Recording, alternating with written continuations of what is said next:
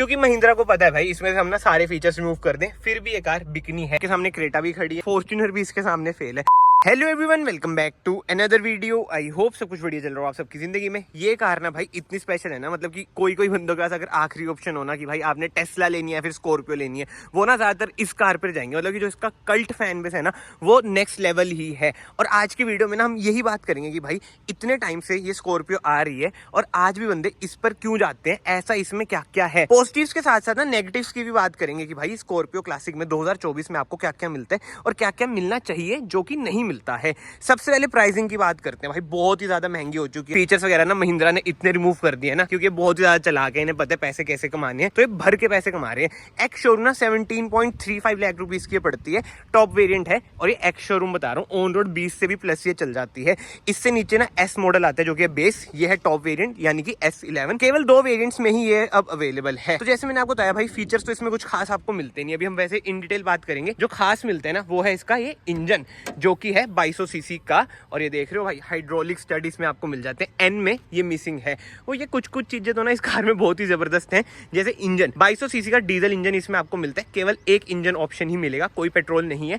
ये आपको प्रोवाइड करता है around 130 bhp with 300 Nm of torque. और कार केवल मैनुअल में अवेलेबल है। बातें वही आ जाती हैं कि भाई real man drive manual cars, वही वाला हिसाब किताब इसका भी रहता है। ऑटोमेटिक में ये अवेलेबल नहीं है। फ्रंट लुक की बात करें, ट्विन स्पीक न्यू लोगो मिल जाता है, क्रोम ट्रीटमेंट मिल जाता है भाई ग्रिल पर। हेडलाइट यूनिट की बात करें, ऑल हेलोजन सेटअप ही है, कोई एलईडी वगैरह इसमें आपको नहीं मिलती है। बस डीआरएल्स हैं भाई जो कि एलईडी हैं, बाकी तो हाँ प्रोजेक्टर मिल जाते हैं। एंड ये है रिफ्लेक्टर बेस जो कि है हाई बीम। नीचे आपको फॉग लाइट मिल जाती है जो कि अगेन हेलोजन ही रहती है। एंड कोई बड़ी बात नहीं है भाई, आफ्टर मार्केट 99.9% लोग इसमें एलईडी सेटअप ही डलवा लेते हैं। बाकी स्किड पैड आपको मिल जाती है सिल्वर कलर की। एंड इसी के साथ साथ हम साइड में आ जाते हैं। इसमें ना आपको ऐसे 17 इंचेस के लॉयल्स मिलते हैं, बट 99.9% बंदे भाई इसमें 20 इंच के टायर डलवा लेते हैं, 20 इंच के लॉयल्स डलवा लेते हैं। फिलहाल जो लॉयल्स कंपनी दे रही है ना ऐसा कुछ है इनका डिजाइन। फ्रंट में आपको डिस्क ब्रेक मिल जाती है, रियर में आपको कोई भी डिस्क ब्रेक नहीं मिलती है। एंड ब्रेकिंग वगैरह की बात करें, खास ब्रेकिंग नहीं है। ड्राइविंग अगर आपको देखनी है इस कार की कैसी है कैसी नहीं, आई बटन पे ना पूरी वीडियो आ रही होगी, एक बार आप उसे जरूर देखना। But yes, diamond cut alloy wheels मिल जाते हैं, ब्रिजस्टोन के टायर मिल जाते हैं। और पहले ना टॉप वेरिएंट यानी कि S11 पे फेंडर पे इंडिकेटर नहीं आता था, अब भाई फेंडर पे इंडिकेटर भी आता है। मैं वही कह रहा हूँ, कॉस्ट कटिंग बहुत ही ज्यादा है। बाकी ORVMs कुछ ऐसे हैं। ऊपर आपको रूफ रेल मिल जाती है, कोई सनरूफ वगैरह नहीं मिलती है, कोई शार्क फिन एंटीना भी आपको देखने को नहीं मिल रहा होगा। बट ये स्पॉइलर आपको मिल जाता है जो कि बढ़िया बात है। बाकी इस कार की बात करें, 1 2 3 4 5 6 7 8 भी आप इसमें बिठा लो। वैसे तो 8 सीटर ही कहते हैं लोग इसे, और 7 सीटर भी आती है, मतलब कि कैप्टन सीट वाली आती है।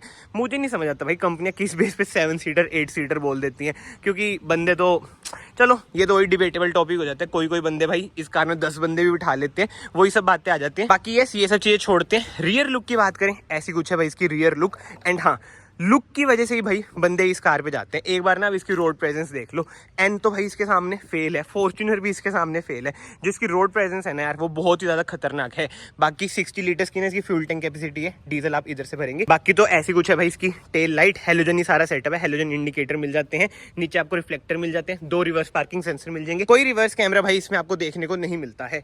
ये देख लो भाई, कोई रिवर्स कैमरा नहीं है, छेद सा दे रखा है, मतलब कि इसे खोलना पड़ेगा, बट कोई कैमरा इसमें फिट होकर नहीं आता है। आफ्टर मार्केट आपको डलवाना पड़ेगा। Rear defogger, rear wiper, high mount stop lamp मिल जाता है। एंड टेल गेट ओपन करते हैं, ये देख लो 2 सीटें हैं। बूट स्पेस ऐसे, बट अगर आपने सीट्स वगैरह अनफोल्ड करनी है तो बूट स्पेस ना के बराबर ही बचता है। ग्रैब हैंडल्स देख लो कहाँ पे है, बट इधर कोई ग्रैब हैंडल नहीं है। बताओ ऐसा क्यों है कि केवल इधर ही ग्रैब हैंडल है भाई, चढ़ने के लिए ऐसे पैर रखा और चढ़ गए। बिल्कुल ही रफ टफ कार है भाई, कोई दिक्कत वाली बातचीत तो आती नहीं है। बट जो दिक्कत वाली बातचीत आती है ना वो मैं आपको बताता हूँ किस में आती है भाई, इसकी सेफ्टी में। इसमें ना केवल आपको 2 एयरबैग मिलते हैं, ABS विद EBD वगैरह तो मिल जाता है। बट जो इसकी स्टार्स है ना, मतलब कि जो ऐसे सेफ्टी रेटिंग्स मिली है ना, वो केवल इसे भाई 0 मिली है। मतलब कि सेफ्टी में ना बहुत ही डामाडोल सा मामला इसका रहता है। बट जो बंदे लेते हैं वो ये सब चीजें नहीं देखते हैं। वो ये नहीं देखेंगे कि भाई इसमें फीचर नहीं है, रियर डिस्क ब्रेक नहीं है, चलाने में मजा नहीं आता। मतलब कि उनके लिए तो वही है कि भाई चलाने में मजा आता है, झूलती है कार।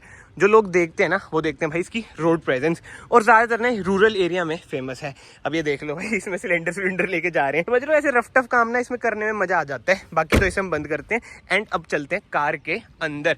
बट पर्सनली ना मुझे ऐसा लगता है भाई स्कॉर्पियो क्लासिक ब्लैक कलर में बेस्ट, वाइट में तो मुझे थोड़ी ऐसी लगती है, बट ब्लैक में यार क्या रोड प्रेजेंस है यार इसकी, एक बार देखो ज़बरदस्त। और बंदे जैसे मैंने आपको बताया तभी लेते हैं भाई, just because of its road presence. बाकी तो इंटीरियर की बात करें ना, मुझे इंटीरियर इस कार का मतलब कि आई नो बहुत ज़्यादा हेट मिल सकता है, बट इतना पसंद नहीं है पहले के मुताबिक, वो मैं आपको बताऊंगा ऐसा क्यों। बाकी सीट एडजस्टमेंट की बात करें, हाइट एडजस्ट कर सकते हैं, रिक्लाइन कर सकते हैं, स्लाइड कर सकते हैं, ऐसा कुछ है। इसका डोर ट्रिम बहुत ही पतला सा डोर ट्रिम है, पावर विंडोज़ के कंट्रोल मिल जाएंगे। और ये देख रहे हो डोर हैंडल, कोई क्रोम वगैरह नहीं है, ग्लोस ब्लैक ट्रीटमेंट आपको इधर मिल जाएगा, फैब्रिक ट्रीटमेंट आपको इधर मिल जाएगा। बाकी तो हम चलते हैं कार के अंदर। ये लो जी अंदर आ चुके हैं, कार को ना मैं स्टार्ट करता हूँ। रिफाइनमेंट देख रहे हो भाई, ठीक है, कोई दिक्कत वाली बातचीत आती नहीं है। हाइड्रोलिक की स्टीयरिंग व्हील है, लेदराइज है स्टीयरिंग व्हील भी। एंड एडजस्टमेंट की बात करें, टिल्ट है, टेलीस्कोपिक भाई नहीं मिलता है। बाकी तो इंस्ट्रूमेंट क्लस्टर भाई पहले की तरह ही है, ब्लू वाला। बाकी जो नीचे वाला वेरिएंट है उसमें आपको नियॉन सा इंस्ट्रूमेंट क्लस्टर मिलता है, वो ज्यादा बेसिक्स है। टेकोमीटर में 7 तक की मार्किंग, बीच में छोटी सी MID, 180 तक भाई टॉप स्पीड। बताओ भाई आपने कितनी लगा रखी है, 160 तक तो ये ईजिली चले जाती है। बाकी हाँ, डोर को मैं एक बार कर देता हूँ बंद, और ऑटो अप भी नहीं है भाई, ऑटो डाउन है बस। सैड यार। एंड ORVMs ना आप इधर से एडजस्ट करेंगे, एंड फोल्ड तो नहीं करेंगे, बस एडजस्ट करेंगे। बाकी तो है स्टीयरिंग व्हील की बात करें, इधर आपको ना क्रूज कंट्रोल के बटन मिल जाते हैं, इधर से आप अपनी इंफोटेनमेंट स्क्रीन कंट्रोल कर सकते हैं। जो सबसे मेजर डिसअपॉइंटमेंट मुझे लगती है भाई इसकी इंफोटेनमेंट स्क्रीन में ही लगती है। मतलब कि पहले ना कम से कम भाई बढ़िया महिंद्रा की खुद की इंफोटेनमेंट स्क्रीन आती थी, अब देख लो यार कैसी इंफोटेनमेंट स्क्रीन है। एंड्रॉइड ना एप्पल कारप्ले ना एंड्रॉइड ऑटो।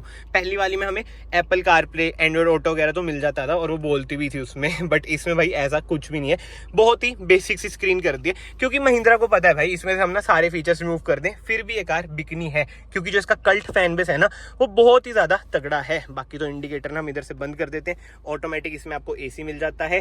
एंड जो स्क्रीन की बात करें भाई, ब्लूटूथ वगैरह इसमें चल जाते हैं, स्क्रीन मिररिंग हो जाती है, बट खास ये नहीं है भाई। स्पीकर्स वगैरह भी कार के खास कुछ भी नहीं है। जो खास है ना वो है इसकी भाई सिटिंग पोजीशन, जो कमांडिंग पोजीशन कार आपको ऑफर करती है ना, आपको मजा आ जाएगा। मतलब कि ये कहीं ना रियल SUV है, क्योंकि ये है भाई रियर व्हील ड्राइव कार, कोई 4x4 वगैरह नहीं है। मैनुअली इसमें आपको मिलता है, 6 स्पीड मैनुअल आपको मिल जाते हैं। रिवर्स भाई आपका ऐसे डलेगा, कोई कैमरा वगैरह नहीं है। सेंसर आपको 2 मिल जाते हैं, मैनुअल हैंड ब्रेक है, 2 कप होल्डर है, इधर आपको कुछ स्पेस मिल जाती है, इधर भी आपको स्पेस मिल जाती है, 12 वोल्ट का सॉकेट मिल जाता है। ग्लव बॉक्स अभी हम खोल नहीं सकते क्योंकि सिलेंडर पड़ा है। स्कॉर्पियो की बैजिंग मिल जाती है, मैनुअल IRVM है, इधर आपको सनग्लास होल्डर मिल जाता है, एंड इधर आपको मिल जाता है मिरर। हो जा बंद भाई, थोड़ी फिट एंड फिनिश दोस्तों इसकी ऐसी ही है, बाकी कोई टिकट होल्डर वगैरह नहीं है।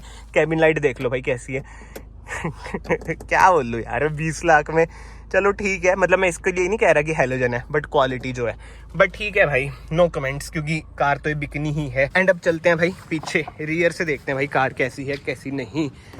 ऐसी कुछ है भाई रियर से कार। स्पेस अंदर जाने के लिए थोड़ी सी आपको कम लग सकती है, बट हाँ रियर AC वेंट्स मिल जाएंगे, 2 कप होल्डर है, 2 एडजस्टेबल हेडरेस्ट मिल जाते हैं, सेंटर आर्मरेस्ट मिल जाती है, बट कोई कप होल्डर नहीं है। और सेंटर आर्मरेस्ट में ना एक चीज़ नोट करना, बिल्कुल ही ऐसे नीचे चल जाती है, ऐसे आप हाथ रख सकते हैं, ठीक है, कोई दिक्कत वाली बात तो नहीं आएगी। एंड थोड़े से ना एडजस्ट कर देता हूँ मैं, ये लो जी ऊपर कर दिए। अब देखो लेग रूम ठीक ठाक है, थाई सपोर्ट बहुत अच्छा है, लेग रूम कम लग सकता है, जब भी मैंने बोला ठीक ठाक है, बट थाई सपोर्ट बढ़िया है। एंड हेडरूम वगैरह भी बढ़िया है।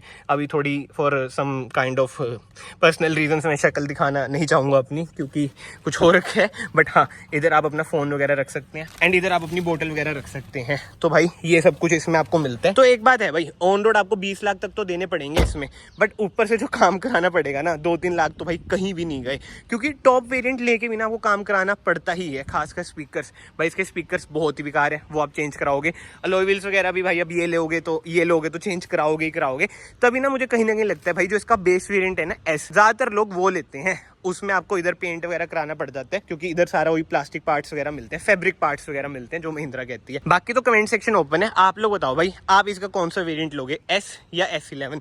बट वेटिंग की बात करें ना भाई, आज के टाइम में भी स्कॉर्पियो कार मतलब ये कब से आ रही है भाई, इसमें साल तक की वेटिंग जाती है, और बेस वेरिएंट तो लोगों को मिलता ही नहीं है, मोटा प्रीमियम हमें खर्चना पड़ता है। वेयरएस टॉप वेरिएंट यानी कि S11 आपको 2-3 महीने की बुकिंग पे मिल जाता है। कहीं ना कहीं मुझे तो ऐसा लगता है भाई तभी लोग टॉप वेरिएंट पे जाते हैं, क्योंकि भाई बेस वेरिएंट इजीली मिलता ही नहीं है। बाकी तो लास्ट में मैं यही कहूंगा भाई, ये कार बिक रही है केवल अपने लुक्स की वजह से, जो मुझे पर्सनली लगता है। और हाँ, केपेबल भी कहीं ना कहीं है। इस प्राइस रेंज में भाई रियर व्हील ड्राइव कार, मतलब कि रियल एसयूवी आपको मिल रही है। कहाँ लोग क्रेटा सेल्टोस लेते हैं, बट बातें वही आ जाती हैं यार, वो कहीं ना कहीं आपकी फीचर रिच कार है, ये आपकी भाई रफ एंड टफ कार है। ये देख लो भाई, अब आपके सामने क्रेटा भी खड़ी है, स्कॉर्पियो भी खड़ी है। प्राइसिंग लगभग वही है। ये तो चलो टॉप वेरिएंट इसका जो नया आया है वो 25 लाख तक का भी चल जाता है, बट अगर जेब में 20 लाख हो, स्कॉर्पियो या फिर क्रेटा। रोड प्रेजेंस में तो ऑब्वियस बात है भाई, स्कॉर्पियो आगे निकल जाती है, but feature wise, comfort wise Creta आगे निकल जाती है। तो आप लोग बताओ भाई, इस पे जाओगे या फिर क्रेटा सेल्टोस पे जाओगे? बाकी तो अगर आपको वीडियो पसंद आई, वीडियो को ना ऐसे लाइक कर देना, चैनल को ऐसे सब्सक्राइब कर देना। मैं आप सबको मिलता हूँ नेक्स्ट वीडियो में। Till then bye bye, take care.